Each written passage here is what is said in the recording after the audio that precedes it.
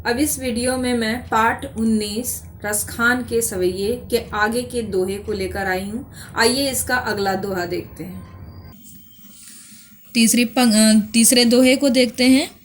मानुष हो तो वही रसखानी, बसो संग गोकुल गाँव के ग्वारन। जो पशु हो तो कहाँ बसु मेरो, चरो नित नंद के धेनु मंझारन। पाहन हो तो वही गिरी को, जो कियो हरि छत्र पुरंतर धारन। जो खग के हो तो बेसरो करो, मिली कालिंदी कुल कदम के डारन। अब यहाँ पर इस पंक्ति में यहाँ पर जो रसखान कवि हैं वह अपनी इच्छा जाहिर करते हुए कहते हैं कि अगर उनका जन्म अगर मनुष्य या पशु के रूप में होता है तो आप बताते हैं, अपनी इच्छा बताते हुए कह रहे हैं। इन पंक्तियों में ब्रज के बारे में और अपनी इच्छा के बारे में बताते हुए रसखान कवि कहते हैं कि चाहे मेरा जन्म मनुष्य या पशु के रूप में हो तो मैं हर हाल में मेरी इच्छा ब्रज में ही निवास करने की है।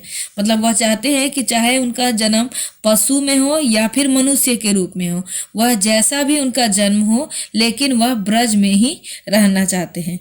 वह कहते हैं कि पहले लाइन में कि यदि मेरा जन्म मनुष्य के रूप में होता है, रसखान कवि कहते हैं कि यदि मेरा जन्म मनुष्य के रूप में होता है तो मैं गोकुल के ग्वालों के रूप में बसना चाहता हूँ।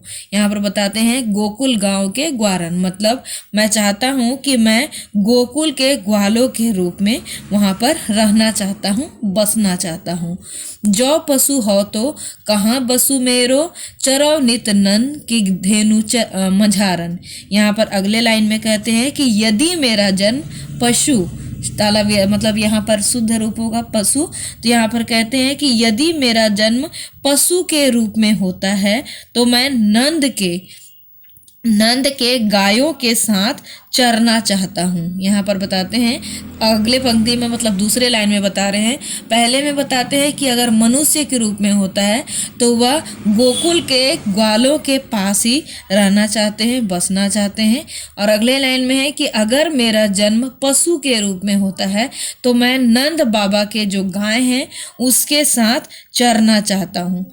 तीसरे लाइन में देखिए, पाहन हो तो वही गिरी को, जो कियो हरि छत्र पुरंदर धारन। यहाँ पर तीसरे लाइन में कहते हैं कि यदि मेरा जन्म, पाहन मतलब पत्थर होता है, यदि मेरा जन्म पत्थर योनि में होता है, पत्थर के रूप में होता है तो मैं वह गोवर्धन पहाड़ पर या गोवर्धन पर्वत पर होना चाहता हूँ जिसे कृष्ण ने अपनी उंगली पर उठा लिया था, जिसे अपनी उंगली पर कृष्ण जी ने धारण कर लिया था। तीसरे पंक्ति में कह रहे हैं कि अगर मेरा जन्म पत्थर के रूप में होता है तो मैं उस गोवर्धन पहाड़ पर, उस गोवर्धन पर्वत पर होना चाहता हूँ जिसे श्री कृष्ण ने अपनी उंगली में उठा लिया था या धारण कर लिया था। जो खग हो तो बेसरो करो, मिली कालिंदी कुल कदम के डारन। अगले पंक्ति में कहते हैं कि यदि हम चौथे लाइन में देखते हैं, यहाँ पर रसखान कवि कहते हैं कि अगर मेरा जन्म पक्षी के रूप में होता है तो मैं यमुना नदी के किनारे कदम के डाल पर बसेरा करना चाहता हूँ, मतलब कदम के डाल पर घोंसला बनाकर रहना चाहता हूँ।